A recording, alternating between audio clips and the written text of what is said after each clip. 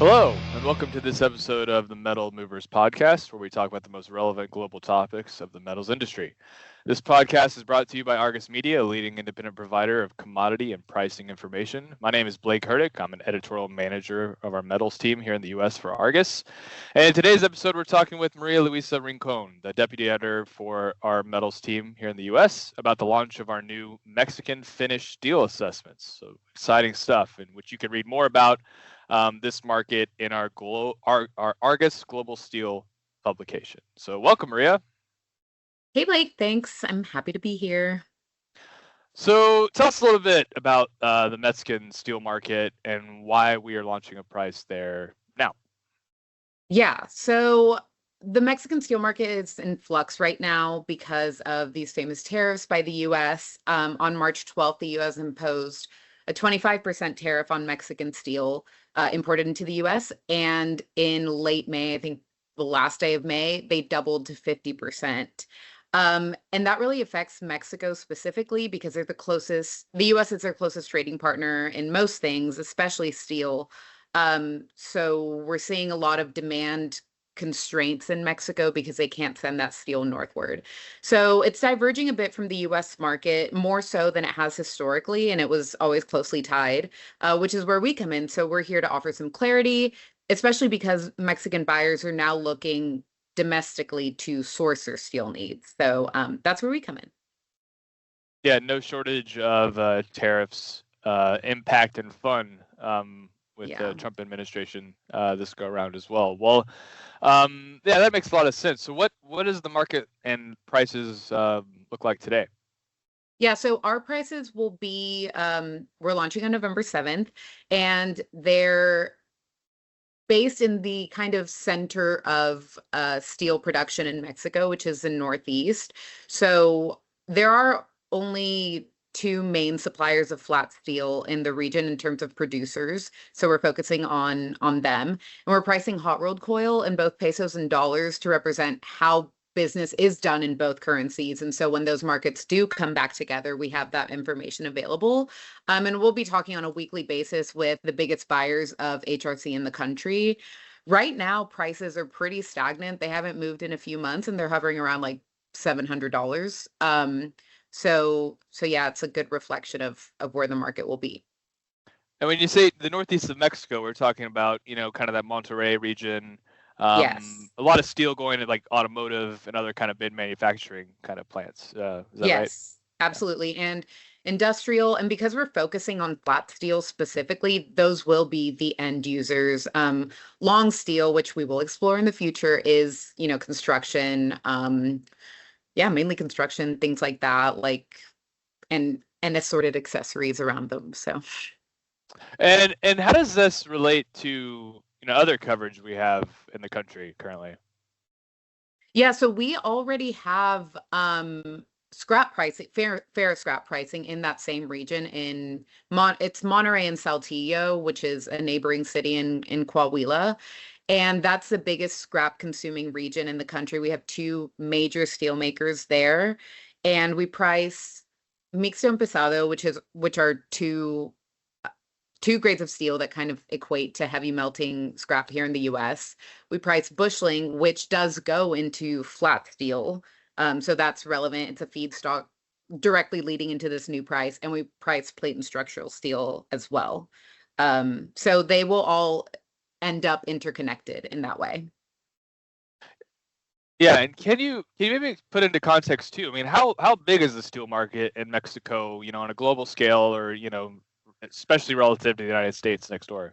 Yeah, so it is smaller than the US, but it's the second largest steel market in Latin America after Brazil.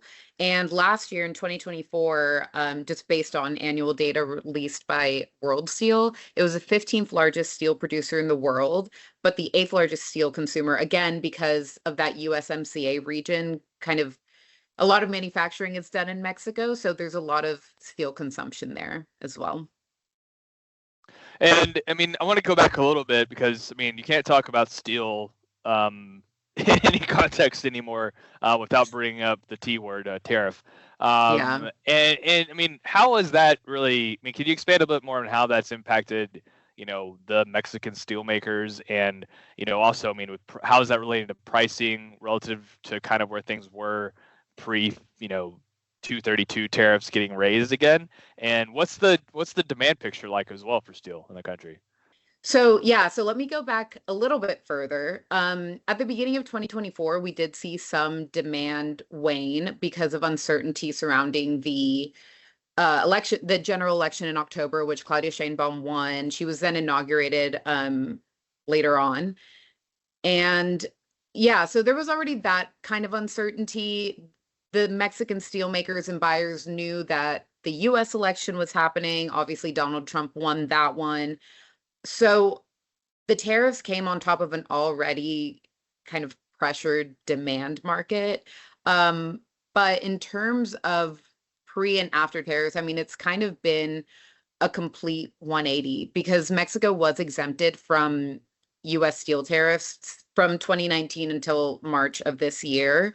And that the US kind of served as a pressure valve for Mexico. For example, if there was oversupply in Mexico, they could send it northward. It was historically cheaper, so there was a lot of demand in the US for that. But now that the US has been removed as that outlet, Mexico is looking elsewhere. They're exporting a lot into Central America, but for the most part, there is that oversupply that's staying domestically. And so now I would put Mexican prices, they're fully imported into the US about $200 above domestic pricing. So that's a non-starter. So mills in Mexico are looking inward to kind of fulfill those shipments.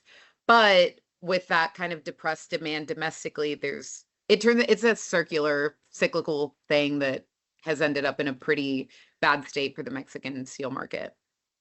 Yeah, it sounds really difficult right now considering, I mean, so if you're saying $200 with the US, that with the US prevailing prices when we're recording this is in the $800s a ton. So you're now talking $1,000 a ton hot rolled coil.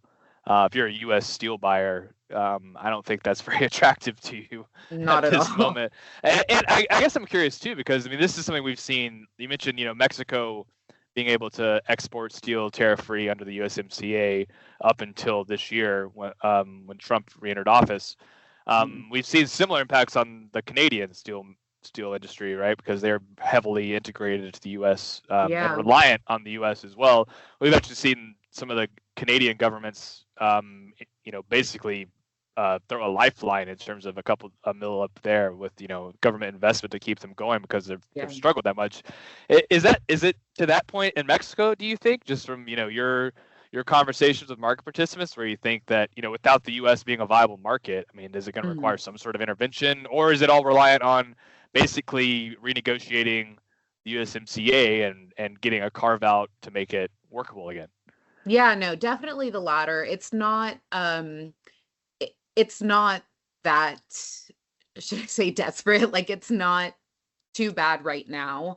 But there is this prevailing sentiment in the market that the earliest that things are going to change is summer of next year, which is when the USMCA is being renegotiated. There is, and I don't want to make it sound too dire, there is still industrial and factory activity going on in Mexico that does require steel. Ternium, which is the main flat steel producer in this region that we're now pricing, they came out with their earnings late yesterday, and they paint a pretty optimistic picture for 2026. They expect growth of about 4%. So that's kind of going back towards where demand was in 2024. So some sort of recovery in 2026. And that does unfortunately really hinge on where these USMCA negotiations go. Like, Claudia Sheinbaum has been talking with Trump this week. They were able to postpone some other unrelated tariffs, and their ongoing negotiations could yield some sort of change in the tariffs. But for now, that timeline is like mid 2026. So we shall see. Well, I think as in everything, it seems to be these days is subject to change. And but I would say it sounds like having reliable steel market intel on both sides of the border is especially important these days. So yeah, absolutely. Yes. And I guess we'll leave it there. So thanks for joining me today, Marialuisa, and taking us through these new prices. Yeah. Thank you so much for having me. Yeah. And for more episodes of Metal Movers and more information on our metals coverage, please visit argusmedia.com. Thank you so much.